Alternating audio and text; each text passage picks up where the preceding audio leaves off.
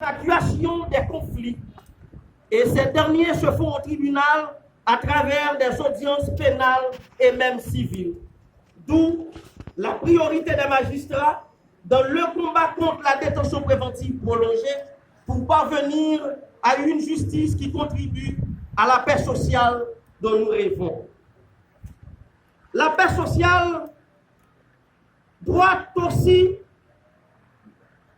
dans la pacification des zones objets de conflits de toutes sortes, tels que conflits terriens et autres. Les conflits, disons conflits terriens, ont toujours été un défi pour les autorités de ce pays.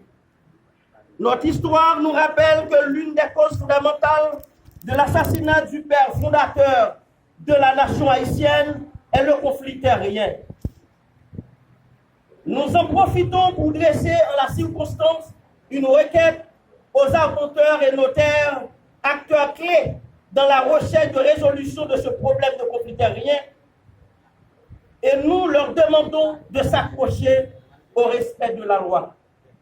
À ces morts, pour rompre avec cette pratique contagieuse, nous invitons dès aujourd'hui certains acteurs, arpenteurs, notaires, magistrats assis et debout, entre autres, à se faire joindre à nous dans ce combat pour faire appliquer scrupuleusement les lois régissant la matière, laquelle application contribuera au rétablissement de l'ordre dans les conflits terriens qui sont devenus aujourd'hui, depuis la nuit des temps, un fléau chronique et récurrent dans la juridiction de ces morts. En effet, comme vous le connaissez, le parquet ne peut pas suffire à lui seul. Et il ne peut pas à lui seul faire fonctionner la justice dans la juridiction. C'est pourquoi nous applaudissons haut et fort la collaboration des juges et suppléants juges de paix des tribunaux de paix dans l'étendue des communes, particulièrement juges et suppléants juges de paix de la commune de Saint-Maur, qui sont toujours au rendez-vous et n'ont jamais manqué à leur devoir, suivant la limite qui leur est définie par la loi. Je tiens à vous rappeler qu'au palais de justice de Saint-Maur loge deux institutions phares pour la distribution de la justice, le parquet et le tribunal. J'ai la lourde mission d'administrer la première et Maître Noyer Pierre-Louis Massillon, de son côté, préside le second, qui est le tribunal. Aujourd'hui, la concorde, la convivialité, la symbiose, la collaboration et l'harmonisation ont permis à ces deux institutions d'accoucher aux yeux des justiciables de résultats satisfaisants. Ainsi, Maître Massillon a inscrit son nom à l'encre forte et indélébile à travers toute la République pour son passage au CSPJ et particulièrement dans la juridiction de Saint-Maur après avoir accouché sa vision éclairée pour un système judiciaire modèle et moderne. Homme de grande culture juridique, fin administrateur, intellectuel de bel lot, toutes mes félicitations, honorable doyen, magistrat, et je vous requiers d'étendre ces félicitations aux honorables magistrats et au personnel administratif de votre tribunal. Monsieur le principal de l'ordre du barreau de Saint-Maur, Maître Carl-Henri Volmeius, sans désembarrer, je tiens à saluer votre réélection à la tête du barreau de Saint-Maur pour un deuxième mandat. En effet, gagner la confiance de vos pairs durant 2 mandats consécutifs n'est pas une mince affaire. Vous seriez l'un des plus jeunes bâtonniers de la République. À telle enseigne, vous occupez le fauteuil de premier vice-président à la Fédération des barreaux d'Haïti. La juridiction, honorable bâtonnier, est fière de vous et je vous demande d'étendre mes félicitations aux consoeurs et confrères de la Bazoche. De Depuis mon accession à la tête du parquet, j'ai élaboré un plan ficelé pour faire bien fonctionner le tandem parquet-PNH. Ainsi, la PNH, par l'entremise du commissaire de police, M. Ronald Pierre, est toujours au rendez-vous et a toujours répondu aux requêtes du parquet pour permettre aux justiciables d'être essoufflés face à la criminalité et l'insécurité. Dès mon arrivée à la tête du parquet, la PNH et le parquet se sont mis ensemble pour mater le banditisme dans la juridiction de Saint-Maur. Étant un phénomène social, le banditisme mérite une approche pluridisciplinaire où le droit, la sociologie, l'ethnologie doivent être mobilisés en vue de son éradication. À cet effet, je me suis fait joindre aux autres autorités constituées dans la juridiction au fait d'initier des dialogues communautaires, sectoriels et participatifs. Cette vision moderne et nouvelle de la juridiction de Saint-Maur a permis au parquet d'avoir des résultats encore rapides et efficaces. En effet, si le commissaire du gouvernement est maître de l'action publique, en ce sens qu'elle déclenche et met l'action publique en mouvement pour tous, la presse est maîtresse de l'opinion publique, en ce sens qu'elle guide, oriente et fait l'opinion. C'est pourquoi j'ai toujours pris le soin d'ouvrir la porte du parquet à la presse. Question de permettre aux justiciables de s'informer. Le parquet et le tribunal, par mon organe, mesdames et messieurs de la presse, je vous remercie très sincèrement.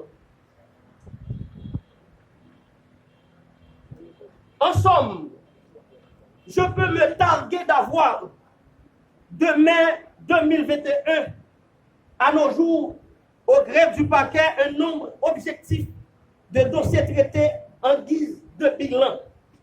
En termes de chiffres, le parquet a enregistré 39 dossiers déférés au cabinet d'instruction, 22 dossiers déférés au tribunal correctionnel, 1011 plaintes reçues, 36 dossiers provenant de la PNH, 51 dossiers provenant des tribunaux de paix, 16 plaintes privées, 19 dossiers pour réquisitoire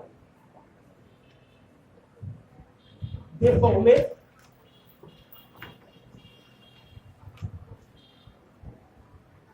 45 dossiers pour réquisitoire définitif, 2 réquisitoires supplétifs, 3 réquisitoires déformés supplétifs, 7 avis en main levée. L'année judiciaire 2020-2021 a été l'effort conjugué de tous les acteurs du système en leur rang, fonction, grade, type et qualité. En termes d'objectifs fixés, je vous soumettrai un bilan meilleur que celui de l'an passé, dans les domaines évoqués. Je vous rassure que je vais œuvrer dans la logique de continuité pour conserver les acquis tout en corrigeant ce qui mérite d'être corrigé. Le parquet, étant qu'une institution judiciaire, doit avoir une bonne administration permettant le traitement des dossiers en toute équité. En effet, mes collègues et moi, nous allons doubler les efforts que nous avons déployés pour créer la sérénité au sein de l'administration et permettre aussi aux autres acteurs du système, les justiciables en particulier, d'être en confiance et en sécurité. Nous en profitons pour demander à nos aimables confrères substituts et ensemble du personnel administratif d'être plus présents et actifs au parquet. Notre absence et négligence portent atteinte au bon fonctionnement de l'administration et attaquent directement non seulement les droits des justiciables, mais aussi rendent inefficaces les efforts qu'effectuent les autres acteurs. En qualité de personne toujours présente et régulière dans son travail, Madame Rosina Pierre en est l'exemple. Félicitations, Madame Pierre, pour ce comportement. Conscients de nos attributions qui nous sont imputées par la loi, et au nom de tous les confrères substituts, nous promettons, honorables doyens, honorables juges et juges d'instruction, que les jours d'audience pénale et civile seront respectés et nous allons nous faire joindre à vous pour combattre la détention préventive prolongée dont le taux atteint un niveau que nous ne devons pas tolérer. Monsieur le bâtonnier de l'ordre, des avocats du barreau de Saint-Marc et distingués membres du Conseil de l'ordre, nous vous promettons d'être en étroite collaboration avec vous, comme par le passé, pour permettre le triomphe de la justice au profit des justiciables, dont vous êtes les défenseurs directs et sûrs.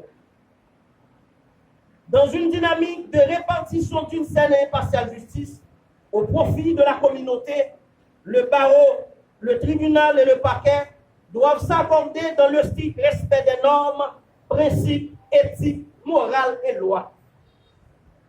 Monsieur le commissaire de police, avec l'ensemble de ses frères d'armes, nous avons devant nous aujourd'hui la montée vertigineuse du banditisme qui doit être supprimée dans un temps record. Nous avons déjà recouru à 2 moyens dont le résultat se fait déjà remarquer. Il y a dialogue engagé entre les groupes ou secteurs en conflit. C'est un premier moyen. Il y a la force à travers la poursuite pénale.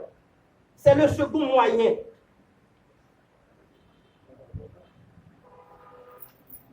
Blaise Pascal l'a répété. La justice, la force est impuissante et la force, la justice est tyrannie. Pourquoi?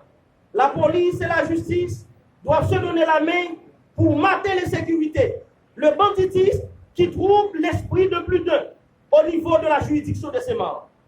Monsieur le commissaire de police, nous ne devons pas partir sans attirer votre attention sur un autre fait, une autre réalité.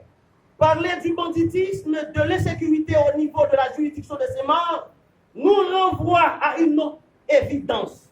C'est l'insécurité foncière qui est encore plus délicate que l'insécurité proprement dite. Ce type d'insécurité concerne des bandits achetés, payés, disons mieux des mercenaires destinés, répartis dans les conflits se rapportant d'aucun à terre. Quelle que soit la nature de l'insécurité, du banditisme, la police et la justice seront à même de démanteler et de supprimer. Dans ce type de sécurité, nous requérons aux collègues arpenteurs et notaires de s'arranger autour de nous pour combattre ce fléau. Honorables doyens, messieurs et dames, les magistrats, messieurs les notaires et arpenteurs, monsieur le commissaire de police, monsieur le bâtonnier de l'ordre, nous sommes ici présents, nous sommes ici la réserve de la République. Nous ne sommes pas beaucoup. C'est le moment de nous mettre ensemble pour offrir quelque chose à la population qui attend de nous une justice saine et équitable. Ce qui fait mal parfois à la population, c'est la discorde entre les autorités établies. Au niveau de la juridiction de ces morts, à mon accession à la tête du parquet, aucun scandale public n'est déclenché et aucune division n'a pas pu éclabousser nos rapports. Je vous promets, mesdames, messieurs les autorités judiciaires, que ce type de comportement indésirable n'aura jamais lieu jusqu'à ma dernière expérience dans le système. C'est nous qui planifions le bonheur pour la population au prix d'un énorme sacrifice. Nous sommes appelés à balayer les obstacles se posant sur notre chemin, car la route n'est pas facile. Il y a l'incompréhension et le découragement qui viendront sur notre chemin. Et nous sommes appelés à nous armer d'ardeur et de courage pour les dissiper. Mesdames et messieurs, mes honorables magistrats, mes honorables collègues, mes honorables consoeurs, que l'année judiciaire 2021-2022 soit meilleure que celle antérieure. Ainsi, nous tendons la main à tous les concernés, du plus petit des personnels jusqu'au fonctionnel le plus élevé de la hiérarchie judiciaire. Bonne année judiciaire 2021-2022 à toutes et à tous.